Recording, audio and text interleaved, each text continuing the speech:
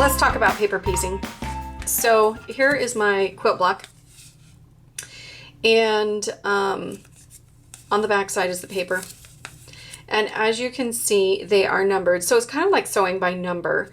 So you start with the center and then you move out. So sometimes a lot of pieces, or the paper piecing has a lot of parts to it, like a pineapple quilt block will be going around the center and it will be numbered. And, you know, I know some quilt blocks that have like 20 or 30 pieces in them. It's crazy. But paper piecing allows you to get really super accurate results with your quilt blocks. And so it's a great way to get accuracy, and but it can be a little tricky. So today let's learn how to paper piece. So you need to cut your pieces out. So you're going to print off your template, and it's just, you know, I use just regular paper in my printer. I know it's a little bit thicker than you normally would use, but it's not a cardstock. You can still perforate it with your needle in the sewing machine, and it works just fine. If you want it super thin, then you can use tracing paper, but it's not necessary. I just use printing paper. So you're going to want to make sure that your first piece is larger than the area that it's going to be sewn on. So if you see, my first piece is really a triangle, and but my fabric is the whole square. This makes it a little bit simpler for me. I don't have to worry about whether or not my number one piece is past those sewing lines. So I start off with kind of a larger square than the shape, and triangle's a little bit more trickier than the other shapes. But anyways, this is how I do it. If you find that your piece, your number one that you're starting with, is small and it's moving around, don't be afraid to use a pin to hold it in place. You just want to make sure that that pin is not going to be in the way of your stitching lines, because that could cause some problems later on. But it'll hold your fabric until you get it in place. So here's our first, this is what we do first. So we cut our piece larger than what we need. We lay it so the right side of the fabric is facing down. It's a little confusing. So the wrong side of the fabric is going to be to the wrong side, I guess, of the printed paper. This template or printed paper would be the right side of it. So you want the wrong sides together when you start. Now, so then you're just going to sew by number. So you're going to, this is how I do it. I take my piece and I put it so the paper is to the mat or something flat. I fold this back until I see the line. Maybe I'll zoom in real quick.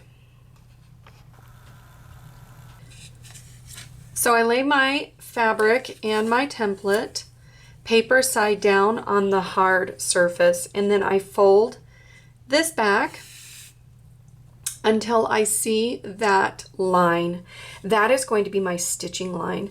So what I'm going to do is fold it down, and then I'm going to give it a good finger press. What this does is it makes a crease in the fabric. Now I'm going to fold it back. Now you can see that's this crease. This will be my guide as to where to place my next piece of fabric.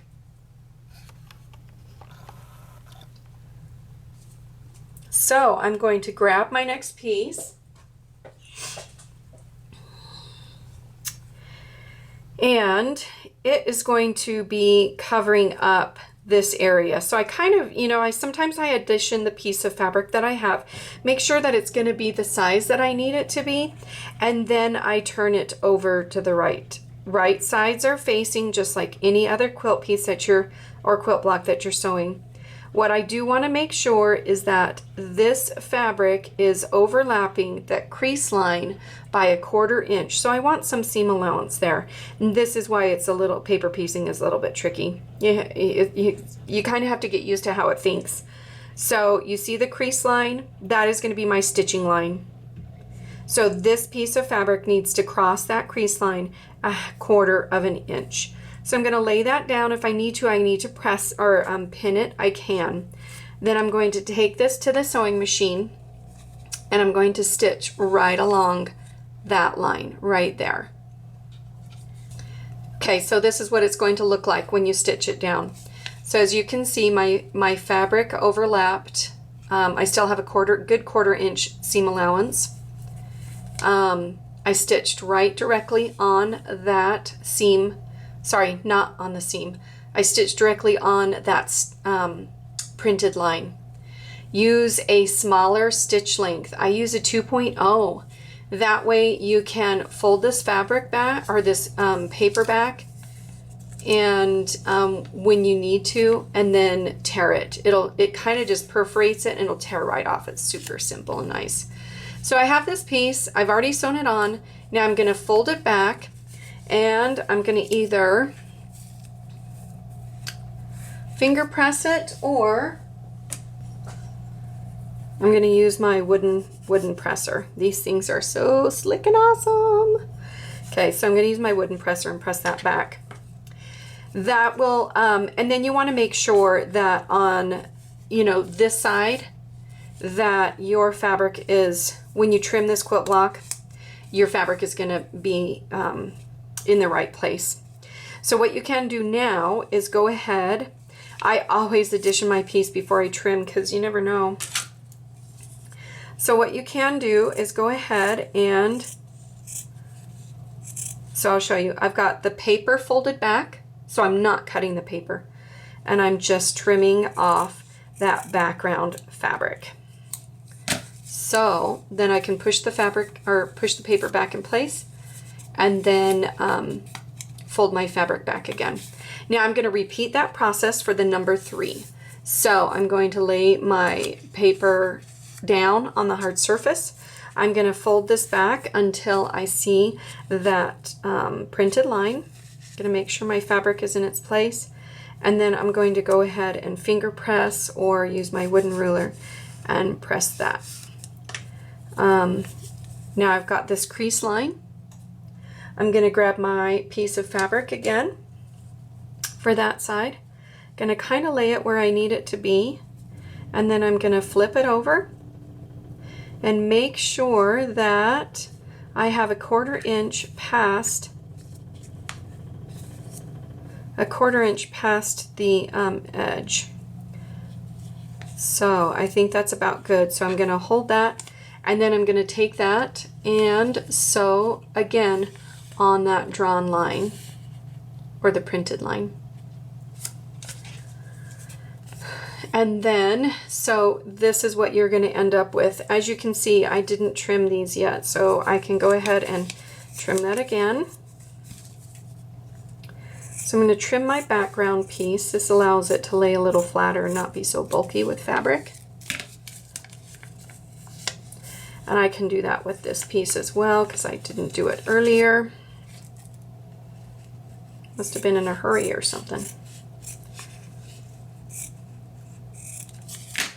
All right, so now what I'm going to do is I'm going to turn this so my fabric is down and I can see those lines again.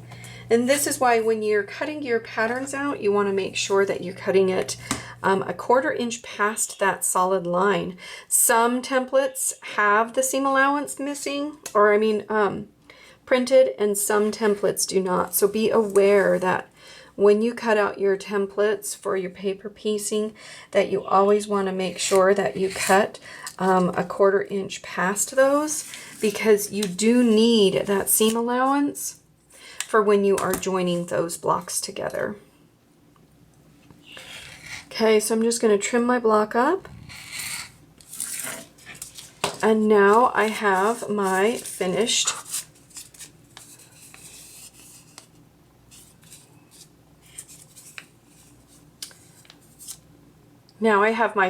quilt block. So now what I can do is, because I stitched with a small stitch length, I can go ahead and fold my paper a couple times, and tear it out. Now, I didn't trim this one either, obviously. Boy. Usually I leave my paper in until like all the blocks are put together, or the big quilt block is put together, or the row is put together.